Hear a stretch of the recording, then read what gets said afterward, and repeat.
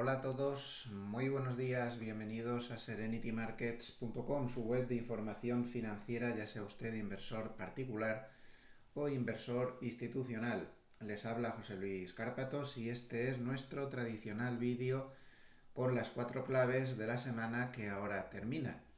Empezamos a grabar hoy sábado 9 de octubre a las 9:21 de la mañana. Espero que estén todos bien y que hayan pasado una buena semana. Por aquí, por casa, pues sin mayores novedades. Estamos a la espera de ver cómo evoluciona Álvaro. De momento la semana ha sido tranquila, no ha habido mayores novedades y bueno, pues con todo preparado a la espera de ver un poco pues qué puede pasar con la próxima crisis y a ver si esta vez sí que conseguimos que le hagan la prueba, que se vea por dónde está sangrando y a ver si se puede solucionar. Así que esperemos que podamos enfocar este tema bien. Por lo demás, pues nada, pues trabajando mucho como siempre, estudiando para la certificación, que ya me quedan solamente 20 días.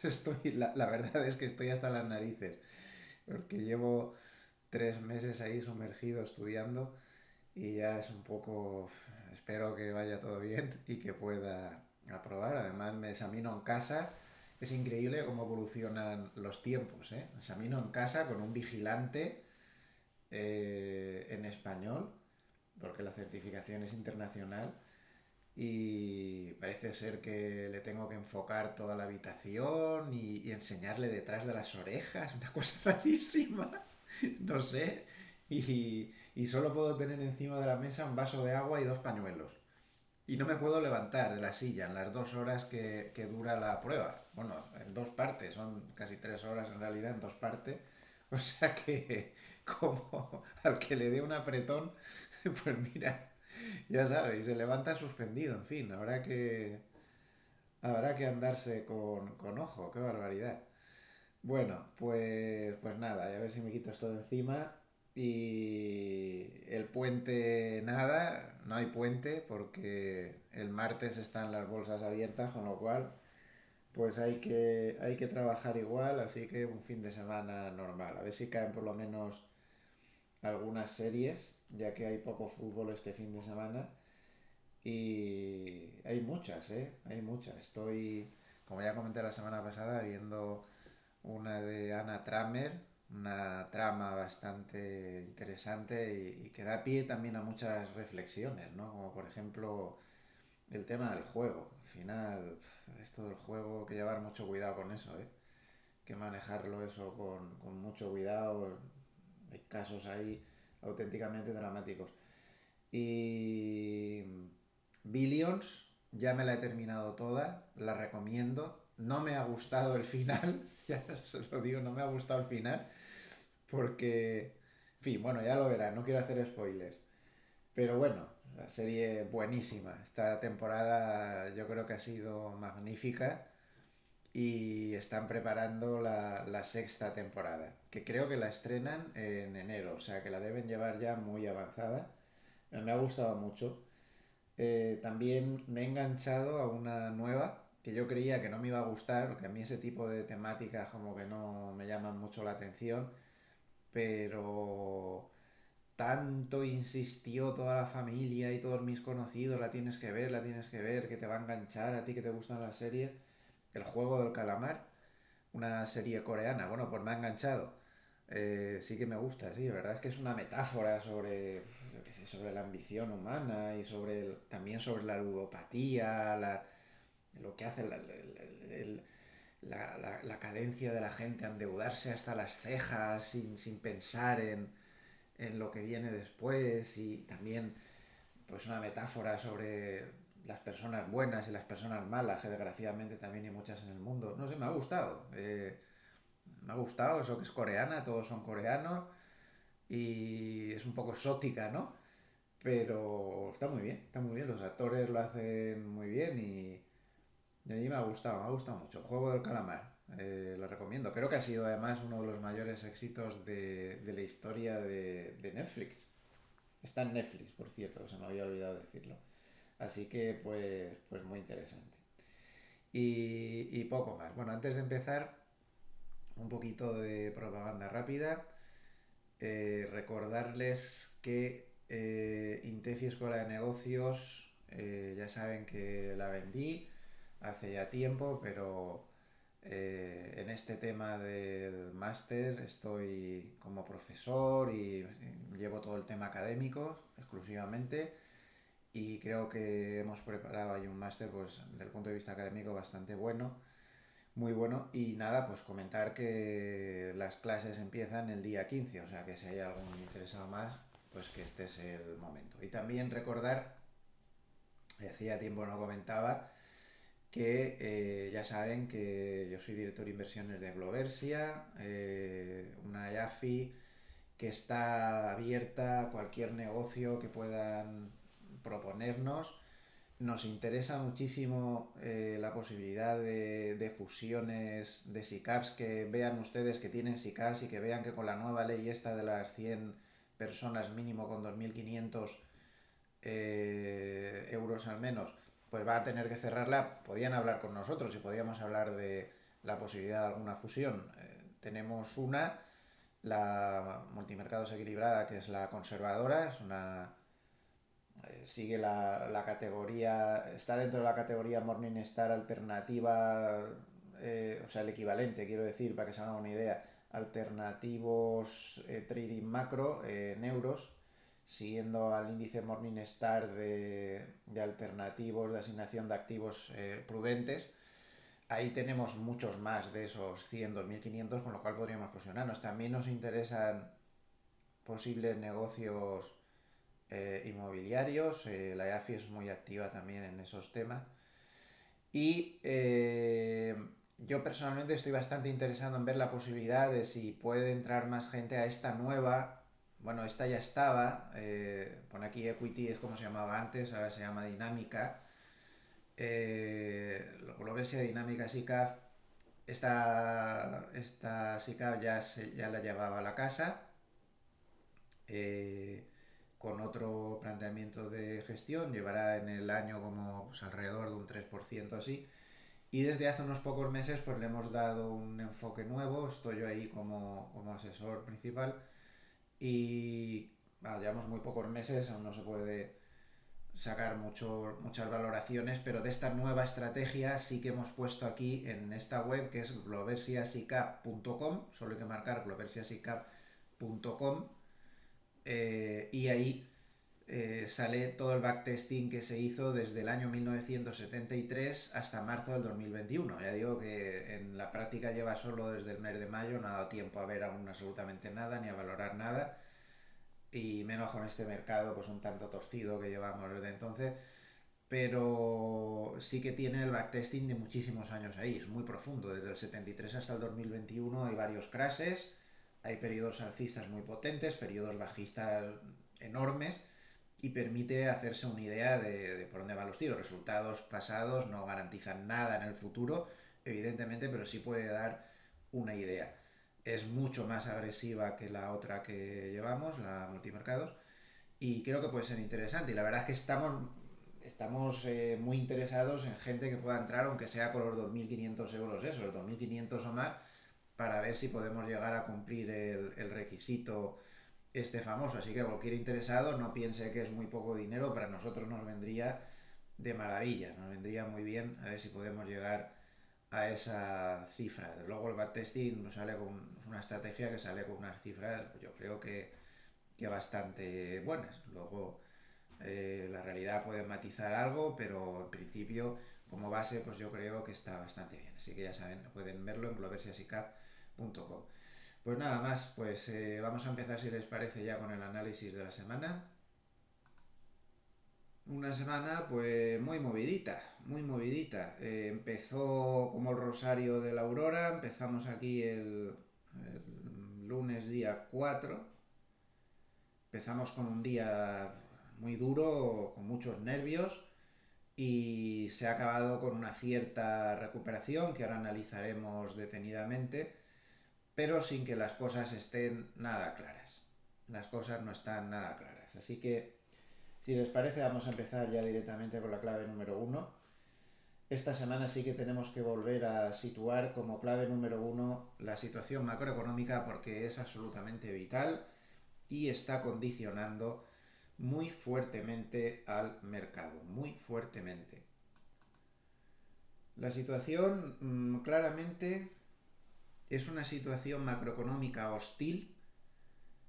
Hay que tener más moral que el alcoyano para pensar que esta es una situación económica que puede favorecer ni a las bolsas, ni a los bonos, ni a prácticamente nada que no sean activos de inflación y determinados sectores bursátiles muy proclives a hacerlo bien en épocas de inflación y de crecimiento débil. Es una combinación bastante complicada. La mayoría del establishment sigue como siempre, es el efecto manada, es uno de los... cuando uno estudia psicología de las finanzas, pues ese efecto disposición, ese efecto manada, por el cual nadie se atreve a salirse de la manada porque es muy sencillo. Si tú te sales de la manada y te equivocas, te machacan. Te machacan. Se burlan y te atacan y de todo. Y sin embargo, si tú te quedas dentro de la manada y te equivocas, o sea, aunque sepas que te vas a equivocar, si te quedas dentro de la manada, como se equivocan todos, a ti no te pasa nada, porque se han equivocado todos. Y eso cada día se refuerza más, cada día se refuerza más. Si de todos los bancos de inversión hay uno que está diciendo que esto es bajista y luego sube, lo machacan. Pero si dice como los demás que tal y cual, pues... Ahora, el tema de la estanflación, igual, nadie se atreve a hablarlo claramente eso, ¿eh? No se crean. Muy pocos usan la palabra, muy pocos y con mucho mérito, ya saben uno de ellos quién es, Hartnett. Pero los demás, pues están ahí. La moda ahora entre los bancos y los bancos de inversión es, hombre, esto no es una estanflación, eso es una exageración, siempre esa moderación en los comentarios, esa moderación que no nos lleva a nada. La moderación hay que tenerla en la política, a lo mejor hay que tenerla en nuestras relaciones sociales, pero en el análisis del mercado hay que dejarse de agaitas. Y no hay que ser ni moderados ni no moderados, hay que ser lo que haya que ser y analizar las cosas como son. Pero bueno, te dicen que no, que esta inflación no, pero que sí que es evidente que el crecimiento no va a cumplir las expectativas y que la inflación desde luego está alta. O sea, no es esta inflación, pero el crecimiento débil o negativo y la inflación alta. Pues miren, yo hasta he sacado los viejos libros de la carrera. eh, lo que pone es eso, esta inflación es eso. No sé yo qué quieren entonces que sea la estanflación. Vamos a poner ahora categorías: estanflación light, estanflación high, como todo en inglés ahora. Parece que si no dices 7 8 palabras en inglés en cada frase, eres un paria. Eso es otra cosa a mí que yo no soporto. Porque hay que decir en cada frase que dices 3 palabras en inglés. Pues qué narices, para eso tenemos un idioma, ¿no? Para hablarlo todo lo que podamos en el mismo, ¿no? Que no nos han regalado nada los ingleses a nosotros. Bueno, pues en fin, bueno, pues vale, pues llámenlo como quieran, pero esto es estanflación. Esto, blanco y en botella, es estanflación. Si maulla y como un gato y araña como un gato, y es que lo miras y parece un gato, es que es un gato. Esto es estanflación. Bienvenidos a la estanflación. Díganselo a los datos macro de España. Los datos de crecimiento, bueno, apabullantes, cada vez peor. El gobierno no lo reconoce, como ningún gobierno lo reconoce. La recuperación, te hablan de una recuperación, te hablan de no sé qué y tal, y que vamos a gastar mucho y que todo va a ser maravilloso y tal. Vale. Los datos de crecimiento de mal en peor. Y la inflación al 4%. Al 4%. Y eso con todos los trucos y todas las mentiras que usan para maquillar la inflación. Que como dijeran la inflación que hay de verdad, les daba el fin de semana. No, en serio, ¿eh? Que les daba el fin de semana. Como les dijera cómo están las cosas de verdad. A ver, el que no quiera tener el fin de semana, que no mire este gráfico. Pip. Bueno, supongo que los que se han quedado es que quieren saber la realidad, ¿no? Bueno, pues esta es la realidad. Esta página yo la recomiendo hasta aburrirse. Se llama... Esperen, que voy a subir la cosa esta para que lo puedan ver. Es que lo acorto para que se vea lo máximo las imágenes. Ahí tienen la dirección. Shadows Stats. Si no me equivoco, eso significa Shadow es sombra, ¿no? Con lo cual, datos en la sombra o algo así, no sé. Bueno, el inglés no es lo mío. Eh, yo más bien lo que estoy ahora es reforzando mi francés, porque ya saben que tengo la intención de volver a Suiza y por cierto que lanzo también, se me ha olvidado antes, eh, cualquier interesado, yo voy a estar por allí. eh,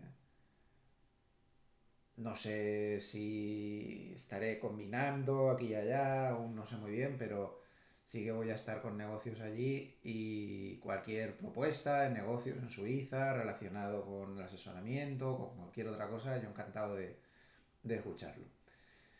Eh, pueden escribir cuando quieran.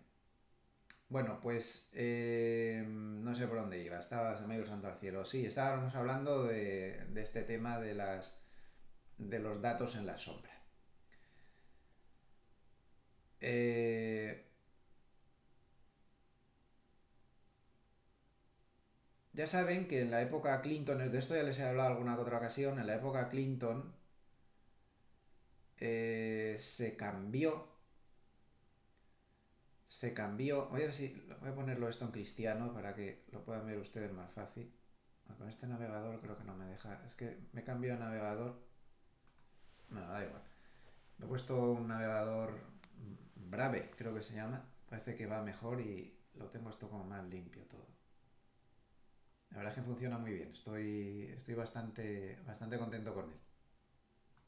Estoy mirando que me preocupa un poco que no veo el nivel de sonido bien. Espero que se esté grabando bien. Bueno, como les decía, en los años 90, Clinton, que además de sus líos con las becarias, pues también fue presidente de Estados Unidos, que se le conoce más por lo primero que por lo segundo.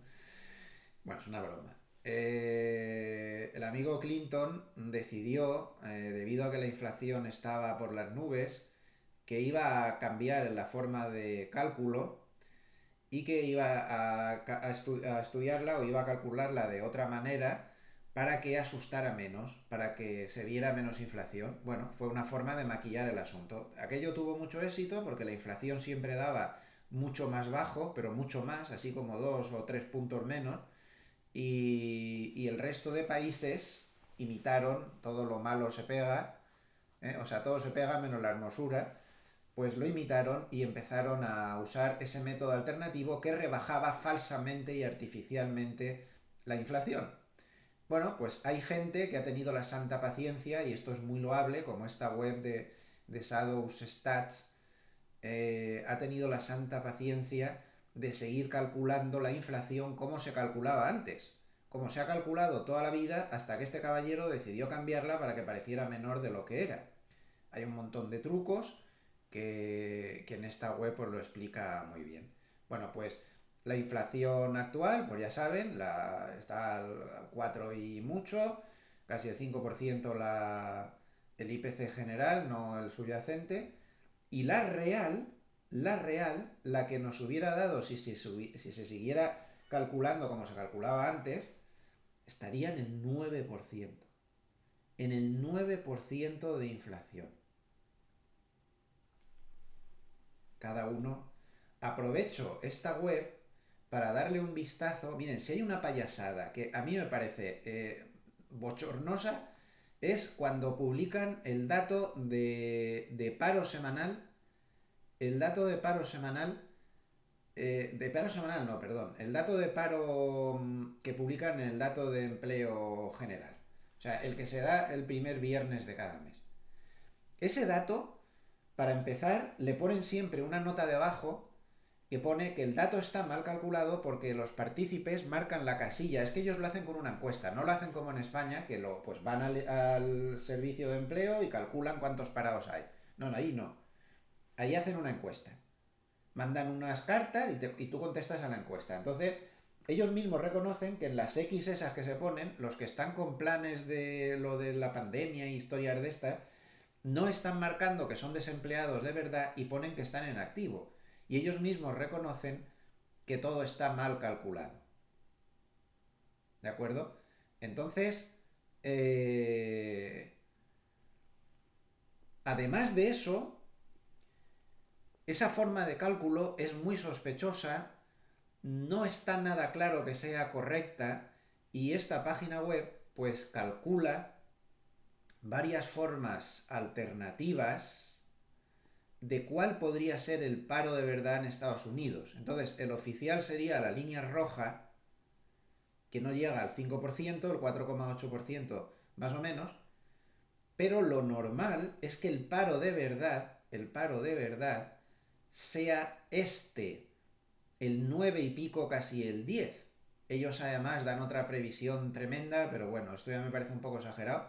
Pero a mí me parece que el paro de verdad es este que marcan aquí, cerca del 9%, que no es lo mismo. Bueno, al final estamos teniendo que trabajar con una serie de datos que están pues más o menos manipulados, ¿no? También, como ven, ellos en Shadow Stats dan un Producto Interior Bruto alternativo, según el cual se estaría decreciendo en lugar de creciendo. Es bastante interesante esto. Vale, ya he encontrado cómo funciona lo del traductor en este navegador. Y bueno, pues aquí lo podemos ver. A ver, voy a traducir esta página. Dice, el crecimiento anual del Producto Interior Bruto se muestra en el gráfico de la derecha. Esta no es la tasa de cambio trimestral anualizada que sirve como número principal de la serie. El número de referencia del PIB se refiere a la tasa de cambio intertrimestral anualizada del trimestre más reciente. Bueno, ahí lo explica todo y a mí me parece pues una página bastante interesante. Pero bueno, eh, volvamos al hilo inicial. La inflación está altísima, eso es una realidad. Y el crecimiento pues está dando problemas. Durante toda la semana pues hemos visto datos macroeconómicos alemanes, por ejemplo, donde todo lo que daban era problemas y datos pues muy malos. Este proceso inflacionista se ve alimentado, y esto es lo que ha generado muchas tensiones las sesiones de esta semana, y en concreto en la del viernes, pues como vemos al final se cerró con debilidad. El Russell cerró con una caída del 0,80%, el Nasdaq con una caída del 0,49%, el SP 500 con una caída del 0,18%. En fin, eh, se ha visto una semana con muchos nervios a pesar de que hubiera un cierto rebote. Bueno, todo esto se alimenta por esto. Miren cómo está el petróleo. 79,35 más 1,34. Vamos a ver cómo está, por ejemplo, el gas natural americano. Vamos a verlo. Todos los mercados, gas natural. Pues ya ven, está, pues, aquí está la escala. Está pues con una subida, pues pongamos desde que empezó a subir con fuerza desde el mes de junio, con una subida del 96,30%. Es decir, el precio del gas natural ha doblado su precio desde principios del verano. Es tremendo. Si nos vamos solamente desde finales de agosto, pues en mes y medio el gas natural ha subido el 59,48%. Como ven, es una auténtica barbaridad. Esto es mucho peor en el gas natural europeo. No tengo ahora un gráfico disponible, pero en el gas natural europeo se han visto subidas del 300 y del 400%. Todo esto está generando un peligroso círculo vicioso. La energía se está disparando Las causas serían muy complejas de analizar, pero digamos que al final es un poco una consecuencia de todos los cuellos de botella y escaseces, ese shock de la oferta del que ya hablamos en semanas anteriores, ese shock de oferta generalizado, pues está produciendo que la energía se dispare, que esto haga que los beneficios empresariales empiecen a correr bastante peligro porque las empresas desde el principio no están consiguiendo poder transmitir esa subida de costes, no están consiguiendo poderla transmitir al conjunto de la economía. Y todo eso, pues evidentemente, pues está suponiendo problemas. Le acabo de subir el volumen al micrófono porque, no sé, estoy viendo un volumen bajo desde el principio del vídeo y no me fío mucho. Así que le he subido el volumen por si las moscas. Bueno, pues esto es un poco lo que hay. Además, esto hace que la gente consuma menos. La inflación tiene un poder muy destructivo sobre el poder de compra de los consumidores, le destruye sus ahorros, distorsiona totalmente la formación de precios. Bueno, pues es algo realmente muy preocupante. Es una cadena, es un círculo. Complica la vida a las empresas, hace subir hace bajar los beneficios, hace que la gente confíe menos en la economía. Es todo un problema. Y además, esa inflación tan alta pues tiene finalmente efectos claramente negativos sobre la demanda, sobre el consumo. Le perjudica mucho, le perjudica mucho. Con lo cual, ahí tenemos el círculo vicioso. Es un poco lo que pasó en los años 70.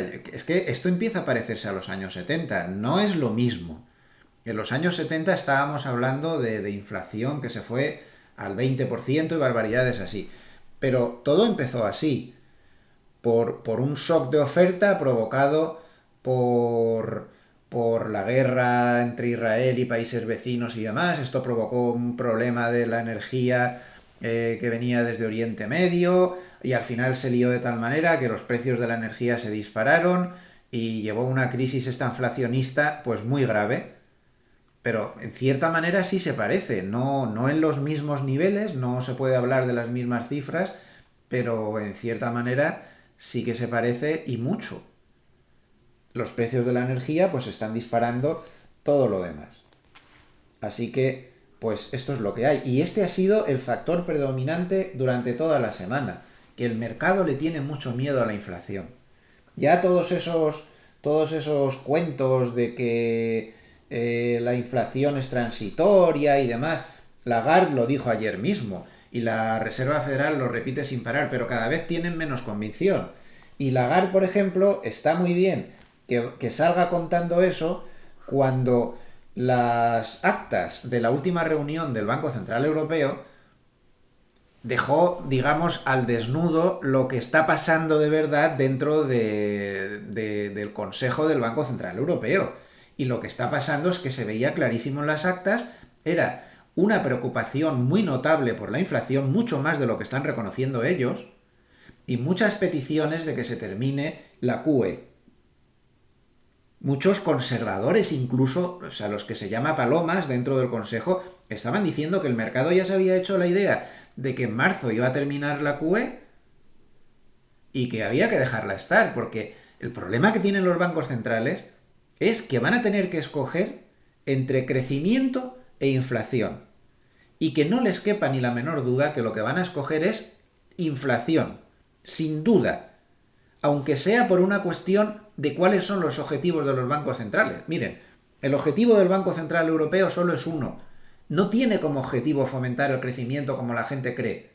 El único objetivo que tiene el Banco Central Europeo desde el 1 de enero de 1999, cuando se constituyó, es vigilar la inflación y que no pase del 2%. Ese es el único objetivo que tiene. La Reserva Federal solo tiene dos objetivos: el pleno empleo y controlar la inflación. Como ven, no habla nada del crecimiento. Y así pues el resto de grandes bancos centrales. Banco de Inglaterra es estabilidad financiera, estabilidad de precios.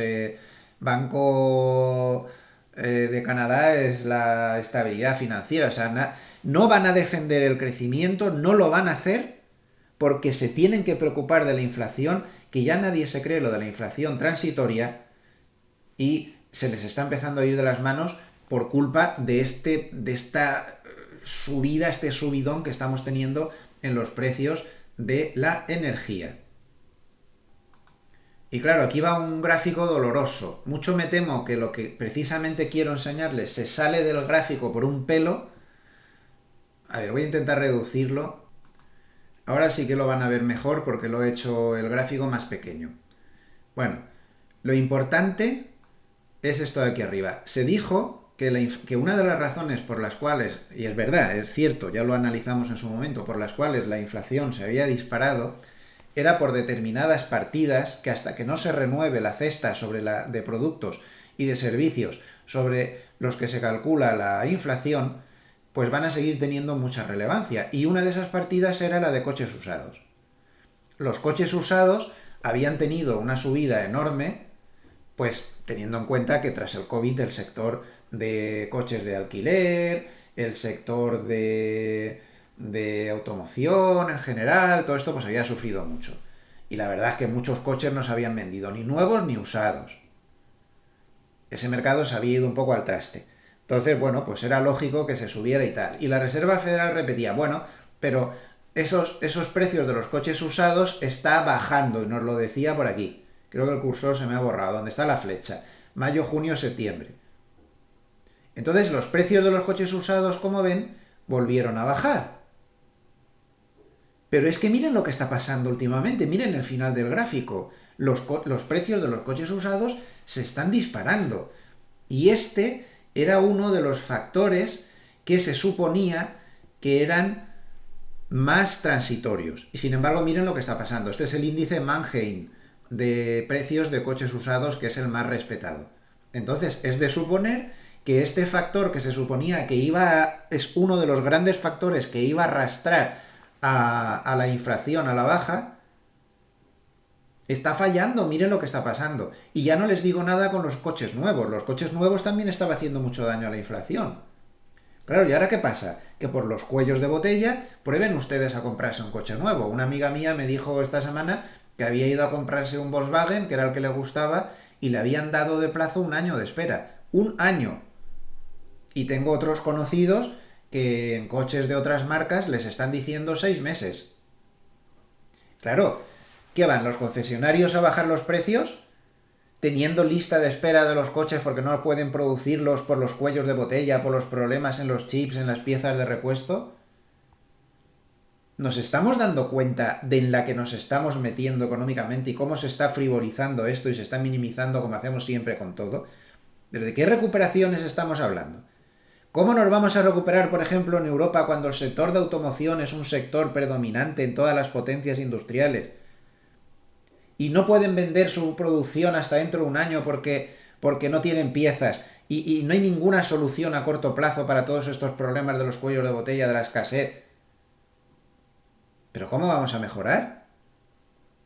Bueno, pues es un poco lo que hay, así que la inflación va a seguir subiendo y esto es pues como muy preocupante. Otro factor macro muy importante durante la semana pues ha sido el dato de empleo. Un dato de empleo que salió bastante peor de lo esperado, pero teniendo en cuenta que las revisiones de los meses anteriores fueron bastante al alza, bastante fuertemente al alza, y teniendo en cuenta que la parte que tiene relación con la inflación del dato de empleo, que es la partida de salarios de los trabajadores, subió el 0,6% cuando solo se esperaba el 0,4%, pues tenemos un poco más de lo mismo, más presión inflacionista para la Reserva Federal y teniendo en cuenta las revisiones, pues bueno, el dato es malo, muestra que, bueno, pues muestra lo que estamos hablando, que el crecimiento tiene problemas y que todos los datos relacionados con el crecimiento, con la mejora de la economía están cayendo, incluido el de creación de empleo.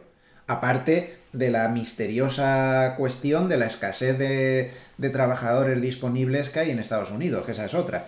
que es rarísimo todo lo que está pasando ahí. No sé, se han debido jubilar, se han debido cansar, la gente tiene miedo al COVID y no quiere volver a la oficina. Es muy difícil saber lo que está pasando ahí y nadie se pone de acuerdo. Pero el caso es que combinando todo eso, ese dato de empleo, aunque parezca malo, no es suficiente para parar el tapering. Y está clarísimo que debido al problema de la inflación, incluso con ese dato de empleo, el mes que viene, no duden ni lo más mínimo que la Reserva Federal va a anunciar el tapering. Solo habría una cosa que podría impedir que la Reserva Federal anuncie el tapering el mes que viene. Y no es ni la inflación, ni el crecimiento, ni la estanflación, ni la UEFA, ni la FIFA, ni Eurovisión. Es que la bolsa se desplomara. No duden que si por lo que fuera, no digo que vaya a pasar, es por decir, si la bolsa de aquí a la reunión de la Reserva Federal se ha caído un 20%, verán como no hay tapering. Ni lo duden. Y luego la Reserva Federal dirá que no mira al mercado, que son independientes de lo que dice el mercado y todas estas cosas. Bueno, como ya he dicho, tapering a la vista en un mercado que ha subido todo lo que ha subido por la lluvia de dinero que le lanzaba la Reserva Federal. Esto se acaba, pues ustedes mismos, es bastante fácil de deducir.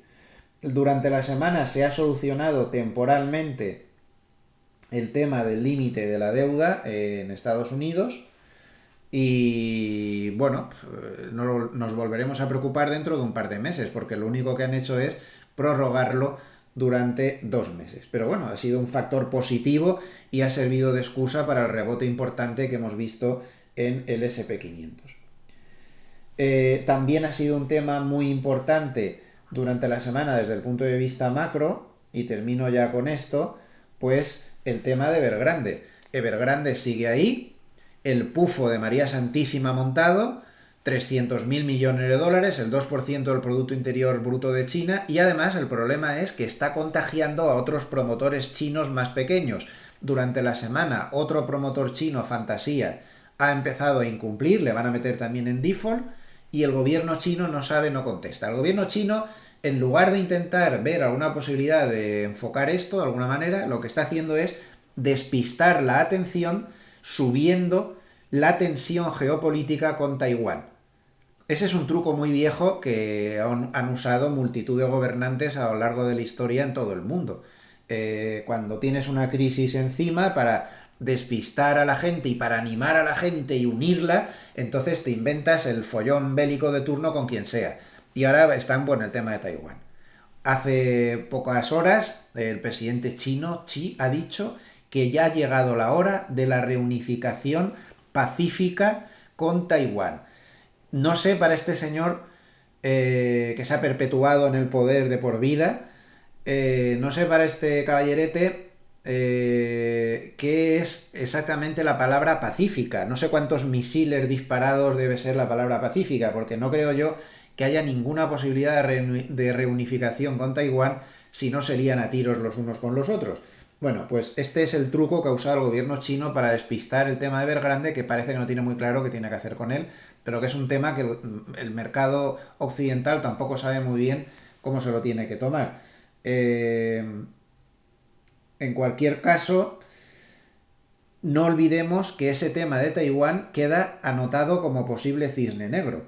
Como es un cisne negro, las posibilidades de que suceda pues son muy bajas, pero si alguna mañana, dentro de un mes, dentro de 3 años o dentro de 2 años, nos levantáramos con que China ha invadido Taiwán, que no duden que eso sería un cisne negro para las bolsas que causaría un crash realmente demoledor, porque la que se va a liar ahí, si eso pasara, pues sería tremenda, con repercusiones económicas además enormes, porque de hecho se enzarzarían, puede que no a tiros, pero sí económicamente de una manera ya imparable y que duraría muchos años, las dos primeras potencias mundiales, que sería Estados Unidos y Taiwán. De hecho, se ha sabido esta semana, algo que les ha sentado muy mal a los chinos, que Estados Unidos tenía tropas en la isla encubiertas desde hace un año.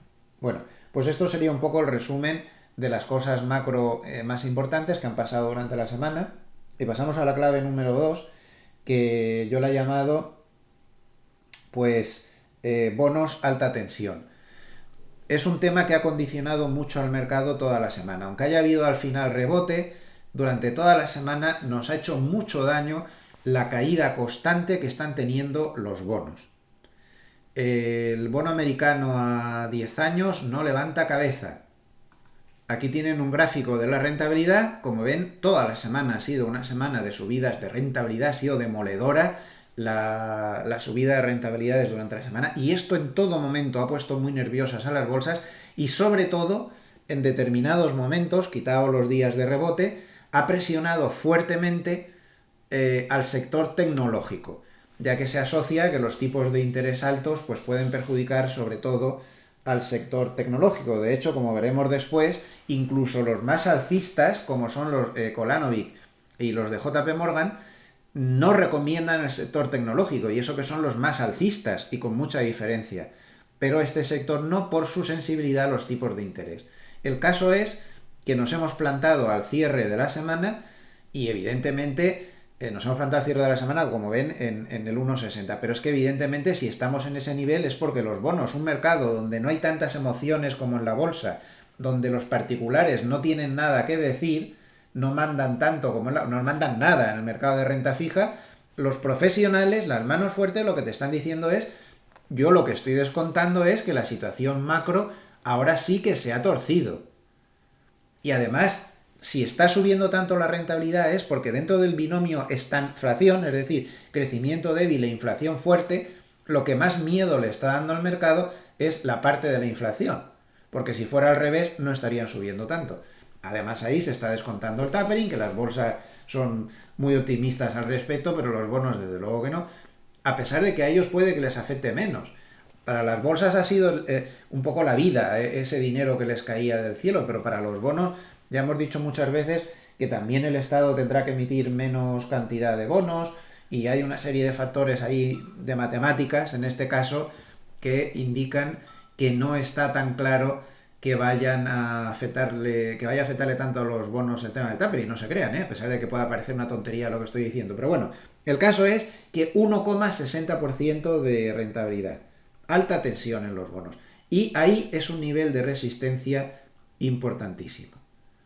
Como lo podemos ver, es un nivel técnico, todo el mundo lo ha visto, y si fuera capaz de pasarlo, pues ya 1,70 y 1,80. El mercado ha demostrado estar bastante reactivo a todas estas cosas. Los días de grandes caídas de los bonos ha habido muchos nervios, luego otros días parece que no se le esté haciendo caso, pero yo creo que este es un factor absolutamente fundamental. Además, tenemos que tener en cuenta que estamos en un periodo en el cual, según todos los indicadores, los particulares han bajado su actividad, siguen siendo los principales compradores en mercado. El estudio de Bank of America de los últimos días lo dejaba bastante claro. Los particulares han sido la fuerza compradora predominante en el rebote, con mucha diferencia respecto a los demás, y ya son el 50% del mercado, lo cual nunca se había visto antes en la historia, y esto a mí me deja muy intranquilo, la verdad. Pero su actividad se ha ralentizado, aunque sea la predominante, se ha ralentizado, es que la de los demás también se ha ralentizado. Y además, no olviden que estamos en pleno periodo de blackout de recompras y esto se está notando mucho en el mercado, pero mucho, mucho. Se está notando mucho en el mercado. El blackout empieza a decaer a partir del fin de semana que viene. Ahí empieza a decaer y a partir del 20 de octubre ya las publicaciones de resultados empiezan a ser muy numerosas. De hecho, la semana que viene ya empezamos con los bancos y la norma dice que 3 días después de la publicación de resultados esa compañía ya puede otra vez hacer recompras. Así que la semana que viene los bancos ya podrán hacer recompras al cabo de 3 días, pero bueno, no vamos a notar el efecto a partir del 20. Ya a partir del 20 las publicaciones serán cada vez más numerosas y cada vez habrá más compañías que podrán hacer recompras. Pero de momento hemos estado unos días sin estos dos factores que pues han sido realmente muy importantes hasta ahora. Hablando de los bonos, hay que ver que tenemos un aspecto, una faceta de los bonos que yo creo que debemos manejar con mucho cuidado. La gente muy desesperada porque la renta fija no da rentabilidad se ha dirigido a los bonos basura, a los bonos de alta rentabilidad o bonos basura, perdiendo todo concepto del más mínimo sentido común. Vamos, Miren dónde están las rentabilidades de los bonos basura. Esto es un gráfico de muy largo plazo desde 1740 nada menos, donde el autor, McClellan, ha descubierto una especie de ciclo como de 60 años que hay con estos bonos de alta rentabilidad. Bastante interesante este tema. Entonces, ahora estamos entrando ya en el ciclo de subir rentabilidades de estas cosas. Es muy interesante este ciclo. Lo pueden ver que no va mal, no es de una exactitud tremenda, pero no va mal. Bueno, el caso es que hay que tener un poco de sentido común. Y en una situación macroeconómica como la que estamos, que es una situación tremendamente delicada, donde además con esa inflación tan alta se va a tender a las subidas de tipos, a las cosas, con ese crecimiento más débil, pues precisamente los que emiten bonos basura no están en el mejor de sus momentos, que estemos en la rentabilidad de los bonos basura más baja de la historia desde 1740, ¿ustedes creen que eso tiene alguna lógica? Hay que llamar las cosas por su nombre. Esto es una burbuja espantosa de bonos basura. Y como todas las burbujas, pues puede seguir durante un tiempo. Nunca se sabe estas cosas cuando se pinchan, pero se pinchará y se pinchará a lo grande. Y al que pille por en medio le va a dar la extrema opción. Porque esto es un disparate sin nombre. Entonces, lo siento mucho, pero yo no pienso tener ni un solo bono basura en cartera, pero ni uno solo, porque va contra el sentido común y luego no nos quejemos como nos atrapen ahí en cualquier renuncio del mercado. En cuanto a las posiciones abiertas de los hedge funds en el SP500, en el futuro del SP500, como vemos, siguen largos. No es una posición larga demasiado espectacular, pero desde luego que ellos sí están comprando moderadamente junto con los particulares en las caídas recientes. Vamos a terminar esta clave número 2 con una tabla que se me había olvidado, que es la tabla que les muestro siempre de cómo ha ido la semana y el mes. Tenemos al SP500 que ha terminado la semana subiendo el 1,09, con lo cual en el mes de octubre aún estaría perdiendo el 2,43. No, esto es con un mes hacia atrás. El Dow Jones 1,44, el Nasdaq 0,36, el Russell prácticamente nada. Bolsas mundiales sin Estados Unidos menos 0,20. Lo hemos hecho peor que Estados Unidos al final. Y emergentes parecido a Estados Unidos con más 1,12. Por sectores, los dos únicos sectores que han bajado y no mucho han sido el de real estate, inmobiliario, y cuidados de la salud con un menos 0,10. No es mucho la caída. Y los sectores que más han subido, pues evidentemente con ese subidón de los precios de la energía, el sectorial de energía, con más 5,19%, nada menos. Es una barbaridad. Más 20% en un mes, más 55% en el año. Ahí es nada. Luego el sector financiero, más 2,45, y luego industriales. En bonos, pues todo fatal. Todos los bonos, todos los índices de bonos bajando, municipales, alta rentabilidad, el índice general de bonos, todo mal. El petróleo, pues lógicamente con subidas muy fuertes, más 4,82.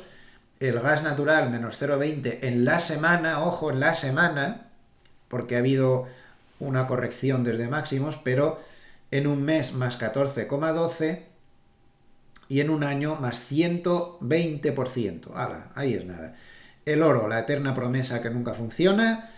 Yo me he olvidado de él, no tengo posiciones desde hace meses, menos 0,20%. En el mes, menos 1,76 y en el año, menos 7,41. Y la plata, pues ha subido un poquito durante la semana, pero en un mes, menos 5,30 y en el año, menos 14,12. Bien, pasamos a la clave número 3, que es el análisis técnico, que esta semana tiene bastante más importancia que de costumbre. El análisis técnico siempre tiene mucha importancia, pero esta semana mucho más aún. Vamos a ver, todo el mundo está pendiente de este gráfico, pero todo el mundo. Todo el mundo está pendiente de este gráfico. Y lo que vamos a hacer es, y conforme mostramos gráficos, vamos a ir repasando también el sistema este tonto que me gusta a mí repasar cada semana, y así luego no tenemos que hacerlo aparte. Bueno, Vaya por delante que si se fijan tenemos dos bolitas verdes. Tras habernos recomendado el sistema muy acertadamente estar fuera, porque no abre cortos en bolsa nunca, estar fuera por este entorno y nos habríamos ahorrado todos estos días de sufrimiento, ahora, estando fuera, marca dos bolitas verdes. A cierre del viernes marcó dos bolitas verdes, con lo cual, según este sistema, si le damos un poquito más de filtro, pues estaría dando señal de compra por aquí arriba. Como esto hay que hacer también un poquito de lectura de mercado y ahí tenemos a la media de 50, pues un poco por arriba de aquí nos daría señal de compra el sistema sencillo. Señal de compra clarísima.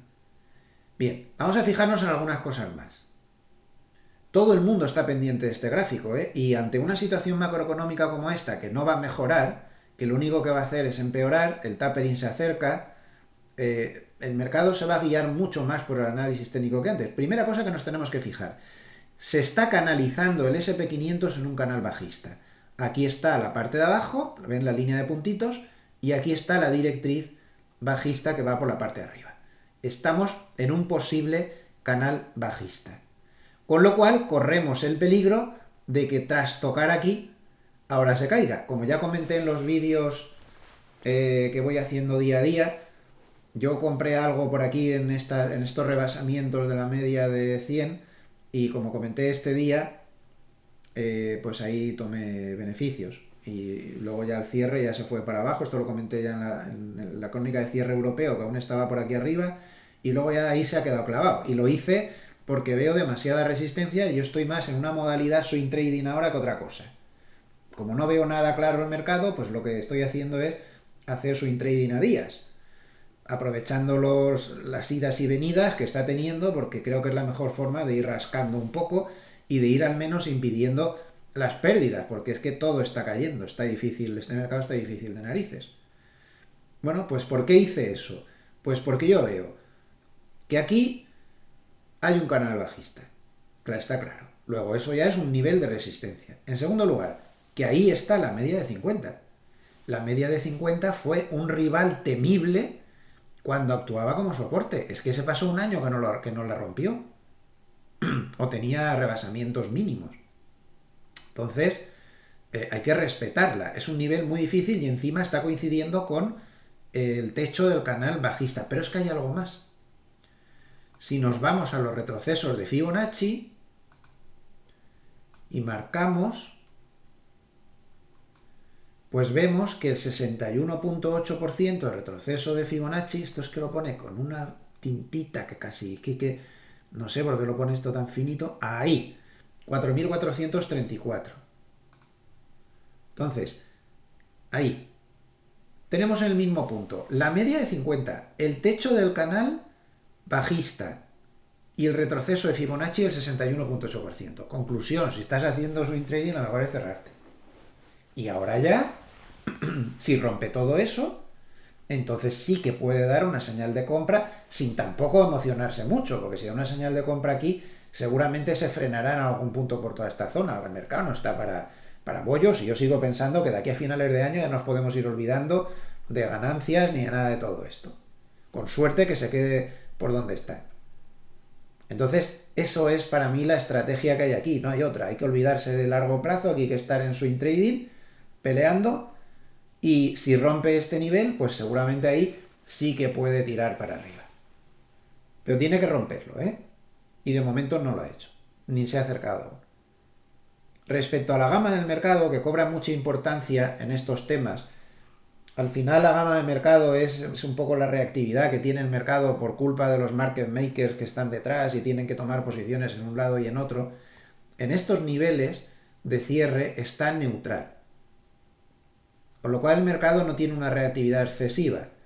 Si sigue bajando un poco más, se vuelve a meter en gama negativa, con lo cual todos los movimientos se van a volver a acelerar mucho.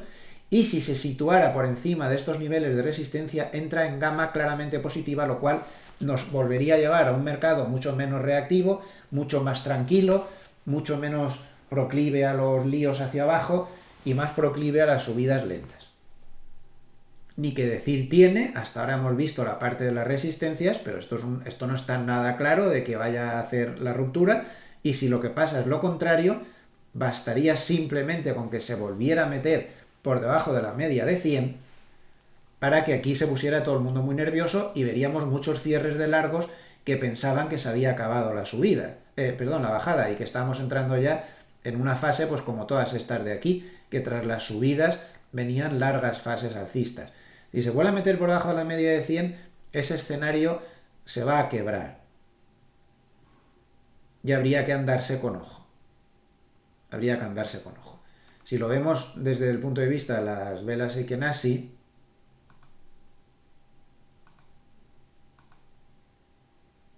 vemos que ha cambiado a verde, tiene buena pinta. Cambiar a una vela Heiken-Ashi roja después de todo este esfuerzo, pues sería muy negativo.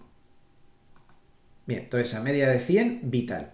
Si pierde la media de 100, esta zona de mínimos evidentemente es el soporte, y si no se para en ese soporte, la media de 100 es el punto clave. De 200, perdón. Media de 100 es esta la de 50, esta la de 100, la de 200. Ese es el punto clave. Y puede ser un buen punto de compra. Yo ahí lo voy a intentar. Creo que puede ser un buen punto de compra ese. A corto plazo, porque yo me estoy moviendo a corto plazo ahora. Pero desde ahí podría haber una reacción, porque no ha tocado ese nivel desde hace mucho tiempo y de momento el mercado no está bajando cuando ha bajado en estructura de crash. Eso lo repetimos mucho y eso no lo ha tenido el mercado. No ha tenido ninguna estructura de crash. Por ejemplo, si nos vamos a los mercados oscuros, ya ven, aquí no se ve ni para abajo ni para arriba, se ve un volumen neutral, pero desde luego no se ve un volumen vendedor intenso, a pesar de que el mercado está débil, pero no le están machacando mucho, Entonces, esto no está en estructura de crash. Mientras no esté en estructura de crash, la llegada a los grandes niveles de soporte, pues a mí me parece que se puede intentar ir un poco a la contra. Hay que cambiar de estrategia, hay que ir un poco así. Así que este sería el índice más importante que tenemos que vigilar. El Nasdaq también es importante siempre tenerlo en cuenta.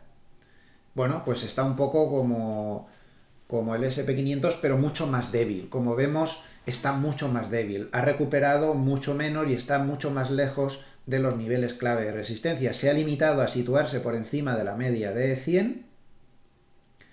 Yo creo que si vuelve a perder la media de 100 va a irse a la media de 200 y ahí también puede ser un buen nivel para buscar el rebote en el entorno de los 14.000. Además ahí hay soporte natural, coincide todo y podría tener bastante buena pinta también para entrar a la contra en el corto plazo. Yo no veo ahora mismo más posibilidad de entrar al mercado que en el corto plazo. Por arriba, primero tendría que romper el nivel psicológico de 15.000, donde ya se ha parado, y aparecería la media de 50. Si siguiera subiendo ahí además, pues tiene una directriz bajista como bastante clara. Y el sistema básico sigue fuera de mercado. Aquí no han aparecido las dos bolitas verdes que han aparecido en el Nasdaq. Y el Russell, pues ahí está, este está súper lateral y no levanta cabeza ni por casualidad.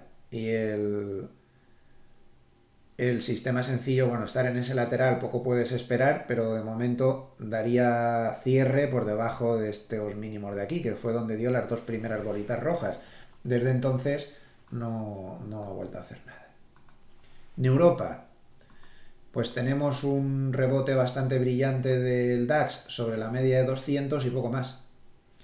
El sistema sencillo sigue dando fuera, dio fuera por aquí debajo, tras estas dos primeras bolas rojas y pérdida, con amplitud del mínimo de las dos velas. Está intentando rebotar claramente, y aquí tenemos un ejemplo de una figura que a mí me gusta mucho enseñarla, que es la figura de la pin bar.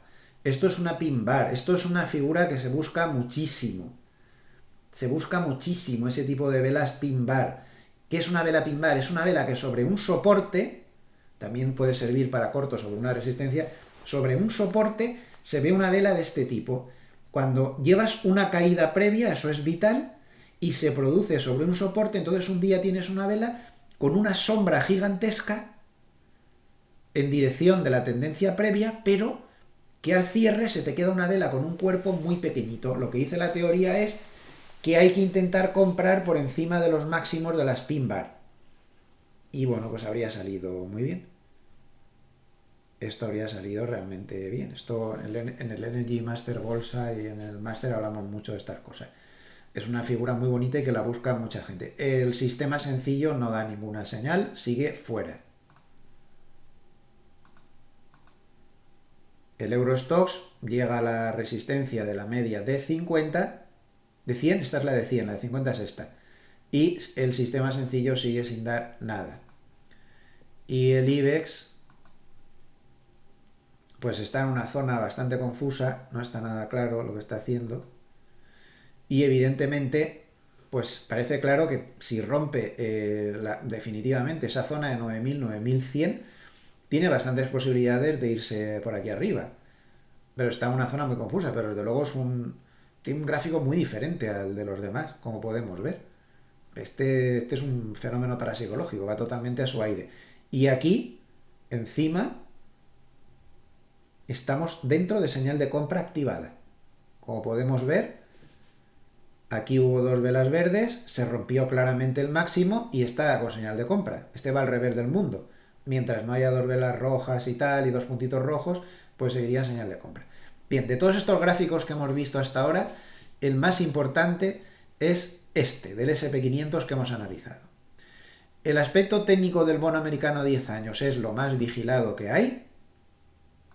Como ven, el sistema sencillo sigue dando puntos rojos, ahí no hay bajista completamente, fallo garrafal en la media de 200 en el pullback, pierde la media de 200, realiza un pullback, llega aproximadamente hasta la altura de la media de 200, falla y se cae.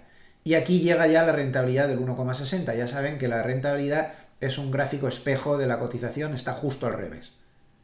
Este nivel de soporte es muy importante, perderlo sería muy peligroso incluso para las bolsas. Bien, otro gráfico vital. El del oro solo le doy un vistazo rápido, sigue bajista, todo puntos rojos y no le veo yo ninguna posibilidad a esto de nada de nada.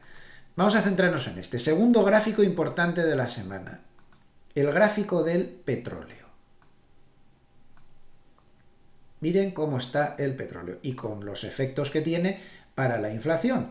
Ha roto esta resistencia muy importante que tenía a la altura de los máximos de julio y realizó un pullback hasta esa zona y se está volviendo a escapar. ¿Qué podemos esperar? Pues vamos a ponerle un gráfico de semanas.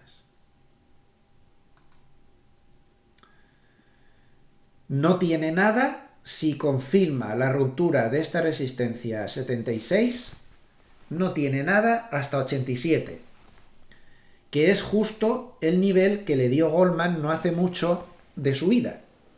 Claro, es evidente que Goldman estaba fijándose en que ahí había una resistencia. Ese fue el máximo del año 2018 y más o menos ese entorno hasta el 91 fue el máximo del año 2015. Entonces, si no se para ahí, este es el futuro del petróleo. Ni les cuento, si siguiera subiendo, la importancia extrema del nivel psicológico 100.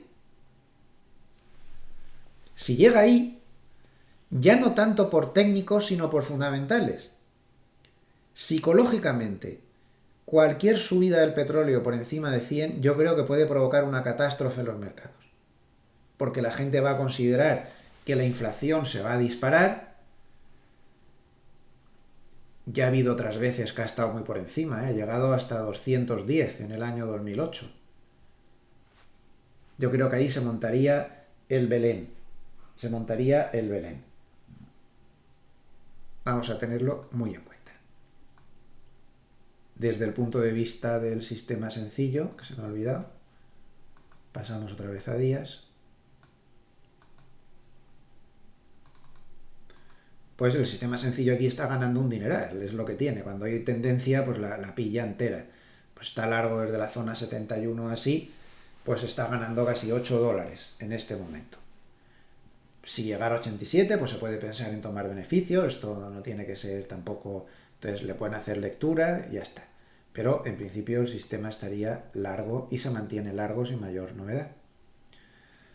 Otro factor para mí muy importante, técnico, empieza a ser el euro. Creo que el euro nos puede dar posibilidades operativas tremendamente interesantes. Es evidente que el euro está muy débil, 1,1591, aunque recuperó algunas posiciones el viernes, pero el euro está muy perjudicado por factores macroeconómicos, evidentemente.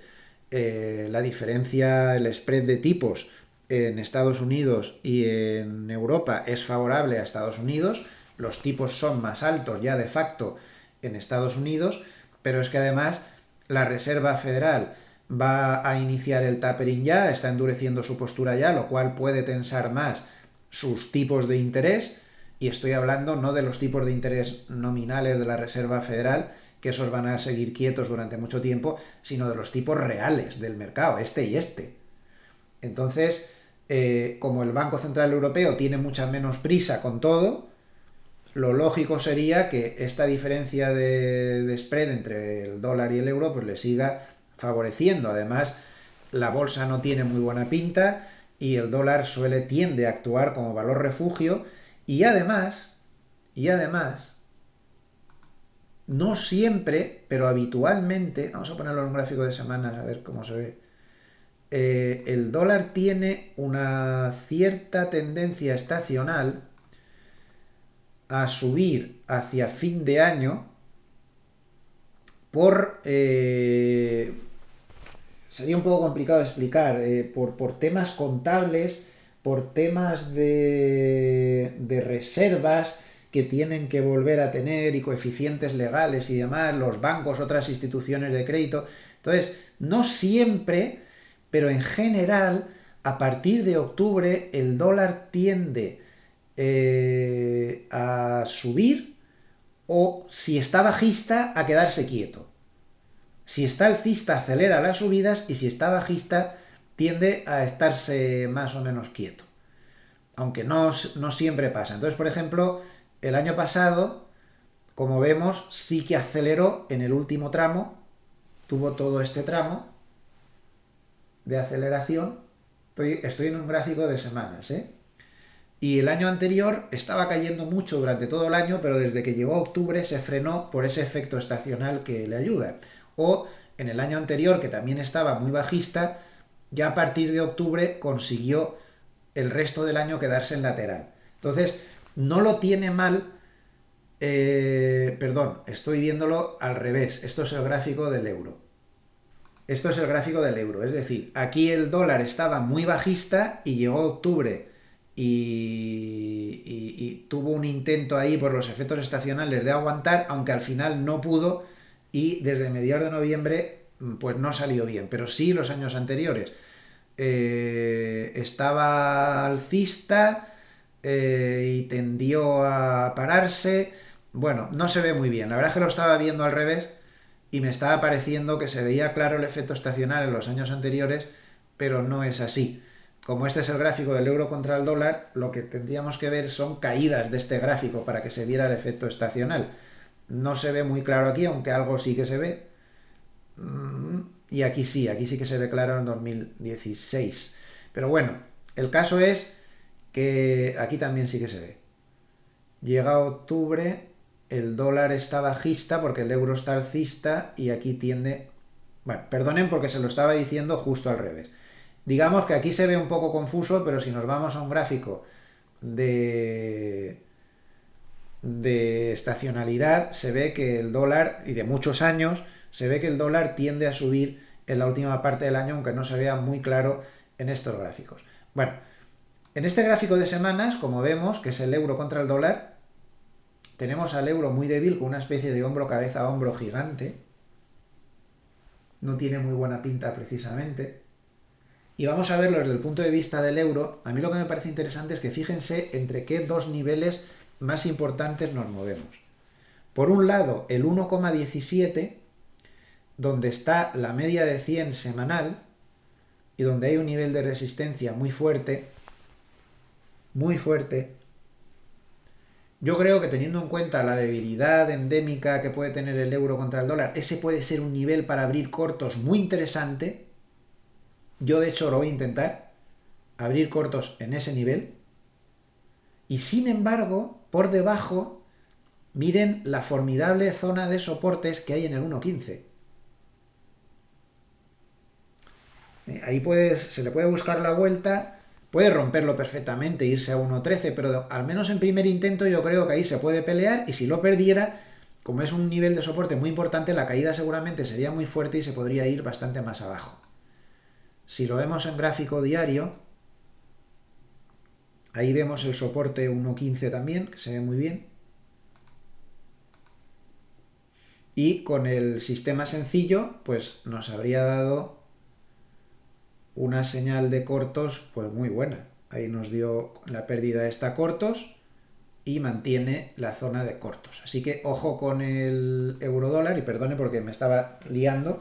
Ya saben que aunque no se vea claramente en ese gráfico, tiene estacionalidad positiva a partir de octubre y que tiene dos niveles importantísimos, euro dólar. 1.17 es una zona muy buena para cortos, 1.15 es una zona.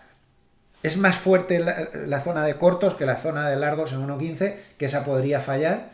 Y si falla, pues habría que atacarle porque se puede ir bastante más abajo. Pero sería ideal un rebote hasta la zona 1.17 porque ahí se le podría atizar unos cortos bastante a gusto. Yo lo voy a seguir y si suena la flauta le voy a atacar ahí. A ver qué sucede. Así que como vemos en análisis técnico, pues muchas cosas interesantes. Terminamos con la cesta de materias primas, que esta está pues alcista completamente. El sistema sencillo se metió largo por aquí abajo y no llegó a salir porque aquí dio dos velas rojas, no llegó a perder el mínimo y nada, pues sigue largo sin mayor novedad y esto está pues súper alcista. Lógicamente, las materias primas pues están como están. Bien, clave número 4. Yo esta semana he escogido, ya con esto vamos a terminar, nos queda un cuarto de hora. Yo he escogido la opinión de los bancos de inversión, que siempre es muy interesante tenerlo en cuenta y ver los argumentos que van esgrimiendo. Y esta semana, pues es una opinión muy divergente, muy interesante. Vamos a darle un repaso y luego nos centraremos sobre todo en el paper de Hartnett. En primer lugar, ha habido un paper de Bank of America esta semana, que lo publicaron el martes, que a mí me gustó muchísimo. Porque lo que hicieron es un estudio, es muy largo, es muy complejo. Hicieron un estudio, vamos a irnos a las conclusiones directamente. Habla de que los inversores están perdiendo la confianza de comprar en las caídas y muestra un montón de datos y de estudios muy interesantes. Entre otras cosas, fíjense esto. El SP500 ha tenido recientemente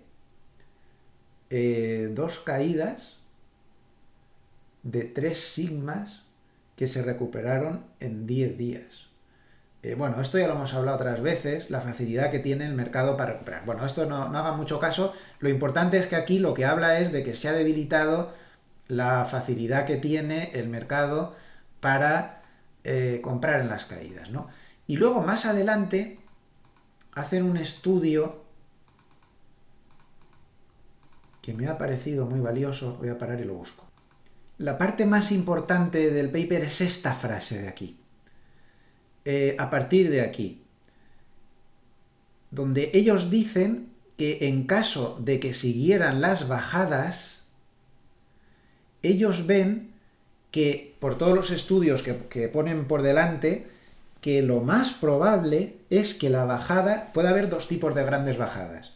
Bajada tipo crash o bajada lenta pero demoledora, ¿no? Al final llegas a la misma conclusión, pero una va más rápida y la otra va mucho más despacio y yo creo que hace más daño. A la larga, aunque no lo parezca.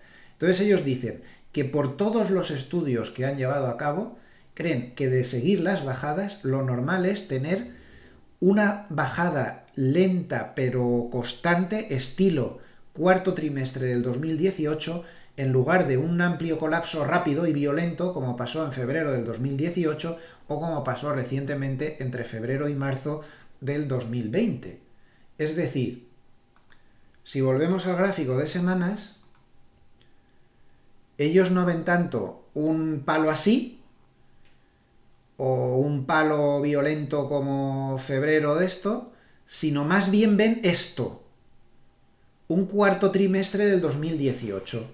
Como vemos, a diferencia del crash, que donde fue en 5 días, plan, te destrozan completamente, aquí va todo más lento y al final hace más daño porque la gente tiende a confiarse y a pensar que realmente no va a pasar nada. Porque como vemos, primero hubo una caída, luego un rebote, luego una caída, otro rebote, ya habíamos consumido una buena parte del trimestre, la gente se había hecho muchas ilusiones en cada rebote, al final no se conseguía nada, se seguía acumulando una caída desde máximos casi constante, pues más o menos de un 7, un 8, hasta que llega la traca final, a final del trimestre, y ya te meten un hachazo y al final el episodio bajista pues acumuló un 22% de caída. Ellos creen que es más posible que estemos en un esto, o sea, en un escenario como esto, que en un escenario como este, que todo curse muy rápido a toda velocidad. Recuerden que este es un gráfico de semanas, ¿vale? Bueno, pues eso me ha parecido a mí bastante interesante. Vamos a ver más cosas de los bancos. Mientras dejo de fondo el paper de Hartnett de esta semana con el Bull and Bear, que ha quedado pues con poco movimiento. No tiene muy claro hacia dónde ir. 5,5. Plano. No, baja un poco. Estaba en 5,6 me parece, baja 5,5. Bien. Primera cuestión importante de bancos de inversión durante la semana. JP Morgan. JP Morgan es el más alcista de todos ellos, tiene una visión del mercado pues que es muy alcista y llamó mucho la atención a los operadores el hecho de que llegara a firmar Marko Kolanovic durante la semana, en los peores momentos, que bueno, él seguía diciendo que había que comprar en las caídas y al final, desde luego, en esta semana acertó, pero dijo que incluso si el precio del petróleo llegara a $130 por barril y la rentabilidad del bono americano a 10 años llegara al 2,5 o al 3%, él seguía siendo totalmente alcista. Yo no estoy de acuerdo con eso, respeto su opinión y seguramente será más acertada que la mía sin ningún género de duda, pero en mi modesta opinión, un petróleo a 130 y un bono al 2,5 desataría un ataque de nervios de los mercados realmente espectacular. Me parece que sería, psicológicamente hablando, muy difícil que continuara la tendencia alcista con esos dos factores. Pero esa es la opinión de Marko Kolanovic, que es una figura que como analista pues le sigue muchísima gente y que hay que tener en cuenta y tan válida como la opinión de cualquier otro. O sea que JP Morgan ha destacado mucho durante la semana. Al revés de lo que pasó con Wilson de Morgan Stanley, también otro analista muy carismático que sigue mucha gente y cuya visión es totalmente opuesta. Él habla de dos escenarios, el de fuego y de hielo, ya lo hemos comentado en la web muchas veces. Él cree que los dos escenarios van a coincidir a la vez, es decir, problemas macroeconómicos, bajadas de los beneficios, junto con una mayor dureza de la Reserva Federal. Y Wilson durante la semana defendió el escenario contrario a JP Morgan. Ellos lo que recomiendan es vender en las caídas, como yo, y al revés de comprar en las caídas. Yo recomiendo las dos cosas: comprar en las caídas y vender en las subidas mientras no estemos en estructuras más peligrosas, y solo vender en las caídas en caso de que se complique la situación o si no tenemos ganas de líos. La recomendación base sería vender en las caídas. Bueno, pues Wilson recomendó lo mismo y habló de que esperan de aquí a finales de año una corrección mínima desde los niveles actuales superior al 10%, o sea que tenemos una visión pues totalmente contraria.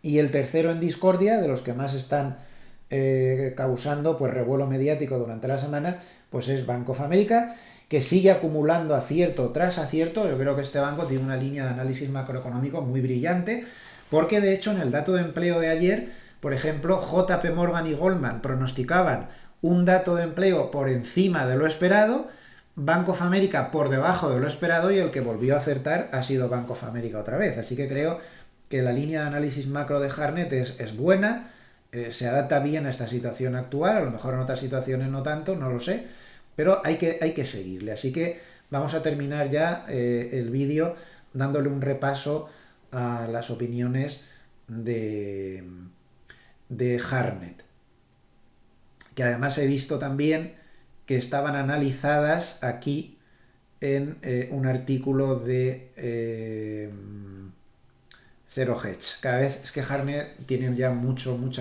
influencia en el mercado y, y lo sigue ya mucha gente porque es que el hombre está acertándolas todas. Bueno, llama la atención sobre cómo la inflación pues está hinchando los precios de los activos en el año. Aquí pone un montón de activos. Y esta frase es muy interesante: 999 rebajas globales de tipos desde Lehman. 999 rebajas. Qué barbaridad, ¿verdad? Parece mentira. Lo de Lehman ya saben que fue en el 2008. El SP500, desde la gran crisis GFC, es el acrónimo que se usa para decir la gran crisis financiera, se refiere a la de Lehman del 2008. Desde entonces el SP500 ha subido, gracias a todos estos apoyos financieros, entre otras cosas, de 666 a 4.444. Pero Harnett pronostica que la época de exceso de liquidez termina y hemos visto 56 subidas de tipos en lo que va de año, lo que significa que esto es algo que no se había visto desde el año 2011. Los bancos centrales han estado comprando, desde que pasó lo del COVID, 800 millones de dólares cada hora. Cada hora, ¿eh?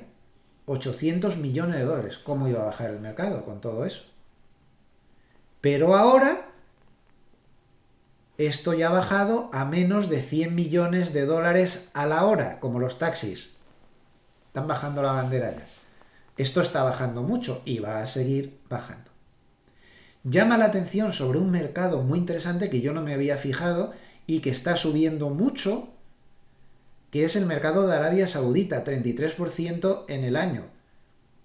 Chart 2, gracias al petróleo. Claro, es un mercado que depende del petróleo. Como el petróleo está subiendo, pues miren cómo está el mercado de Arabia Saudita. Es el que más sube. Interesante, por si le quieren echar un vistazo. Francisco Blanch, de Bank of America, dice que hay un riesgo claro de que el Brent supere los 100 dólares por barril. Cuidado con eso. Cuidado con eso. Flujos de la semana: 14.900 millones de dólares a cash, aunque también ha habido dinero para valores, 13.000 millones. Muy poco dinero para bonos, muy importante esto, 3.900 millones de dólares solo para bonos, que es la cantidad menor semanal desde marzo del 21. Ojo. Y el oro, pues nada, no tiene mucho interés para la gente y no están entrando ni saliendo. Más cosas interesantes. Pues nada, que los particulares siguen en todo lo alto, dominando el mercado, que el Bull and Bear ha bajado de 5,6 a 5,5, con lo cual está en una zona neutral que no nos dice nada, ni frío ni calor. Y ahora viene aquí pues sus comentarios importantes, que vamos a destacar alguna cosilla. Bueno, lo primero, lo que dice, el caso alcista, el factor alcista más importante es que la pandemia está tendiendo, él dice terminar, yo dudo mucho que haya terminado, pero bueno, que está bajando. Claramente ha bajado muchísimo y está mucho mejor. Dice, pero el caso bajista es que la pandemia está terminando y precisamente por eso van a volar el dinero de las ayudas. Por lo cual hay que ser muy cauto tanto en bonos como en bolsa y hay que vender en la subida, ¿no? Harnett dice lo mismo que nosotros, que creo que Harnett me ha influido mucho para decir esto, ¿no? Él sabe bastante más que yo, madre mía. ¿Cómo nos vamos a comparar, por Dios? A mí es un tipo que lo admiro mucho, sobre todo por la valentía que tiene de no seguir el efecto manada y que le digan lo que quieran. Él hace su análisis y que le digan lo que quieran. Bueno, aquí pone algunas cosas interesantes que pueden parar el vídeo y leerlo con calma, que si no me voy a tirar aquí 3 horas. Hoy el paper viene con mucha amiga. Advierte aquí que quedan solamente 18 días de trading, no naturales, 18 días de trading hasta que el 3 de noviembre la Reserva Federal anuncie el tapering y que evidentemente pues la era de los ganadores pues ha terminado. Es decir, tecnología, private equity, valores norteamericanos en general, alta rentabilidad. Bueno, pues todo esto evidentemente se va a terminar porque es el banderazo de salida al fin de esa época. Y ahora los que fueron perdedores pues son los que serán ganadores. Volatilidad, cash ya no es basura, eso lo dice Harney desde hace tiempo, no es basura porque por lo menos no pierdes conforme se están poniendo las cosas. Commodities, bancos, en fin, los perdedores ahora pues tienen que ser los ganadores. Hay una transición entre 2021 y 2022 desde los ganadores de la QE hasta que los perdedores de la QE pues empiecen a destacar. Esto tiene mucha lógica. Aquí hace un estudio muy interesante sobre otra época anterior de esta inflación y cómo se comportaron las bolsas. No me da tiempo a contarlo, pero si quieren pueden parar el vídeo y verlo, se lo dejo ahí clavado. Y ya para terminar, porque el paper tiene mucha chicha, ya digo, y no da tiempo a más, luego haré un resumen como siempre y lo pondré en la web. Esta tablita de aquí yo creo que es muy valiosa. Esta tablita nos puede servir de prontuario. Esto es lo que él llama la transición desde los ganadores de la década anterior y los que van a ser ganadores de esta década. Porque aquí había QE y aquí se termina la QE. De momento, claro, pero como baje mucho la bolsa verán que la pone otra vez. Entonces, estos fueron los ganadores y ahora serán los perdedores, y estos fueron los perdedores y ahora serán los ganadores. Entonces, ¿cuáles son los perdedores? Pues crédito, grandes compañías, en general la bolsa de Estados Unidos, la estrategia de venta de volatilidad, ahora será perdedora, tecnología, consumo discrecional, creo que se refiere a esto de, digamos, el consumo. Hay dos consumos, el staple, que es el de estantería, el de comer, y el otro, y el dólar. Y los ganadores, según su tabla, pues serían a partir de ahora los commodities, las pequeñas compañías, las bolsas mundiales, sobre todo europeas, sin Estados Unidos, aquí está excluido Estados Unidos, y emergentes, la estrategia de compra de volatilidad, el sector de energía, el sector de utilities. No veo esto tan claro, yo creo que aquí se refiere, porque claro, esto les perjudica mucho la subida de tipos, yo creo que se refiere por su categoría como defensivos. Y esto es un poco curioso, las divisas digitales, pero de los bancos centrales. Bueno, pues esto es un poco su idea de lo que puede pasar. Por último, habría que comentar que él cree que el tema de Evergrande va a ser más o menos un default controlado. Cree que va a poder solventarlo el gobierno chino, es de los pocos optimistas que hay al respecto, y que no va a ser algo grave el tema de Evergrande. Bueno, pues ojalá acierte y un jaleo menos. Y nada más, fiel a mi compromiso de intentar no superar la hora y media nunca en ningún vídeo, me tengo que esforzar, pues es que tengo demasiado rollo y me tengo que frenar. Termino aquí, justo en la hora y media de vídeo, agradeciendo a todos por su amable atención, por escuchar estos vídeos todas las semanas y por compartir con nosotros pues, durante toda la semana la información del mercado. Ya saben que no tienen que hacerme ningún caso, que yo fallo más que una escopeta feria. Ustedes tomen las cosas interesantes que haya podido decir y las incorporan a su propio análisis, que es el único que vale. Les deseo que tengan un buen fin de semana y el que esté de puente, pues que tenga también un buen puente. Recuerden que los mercados estarán abiertos tanto el 11 como el 12 y que nosotros informaremos con normalidad. Mucha salud para todos y que disfruten de lo mejor de la vida, que es siempre la familia y los buenos amigos, los pocos buenos amigos que siempre tenemos todos.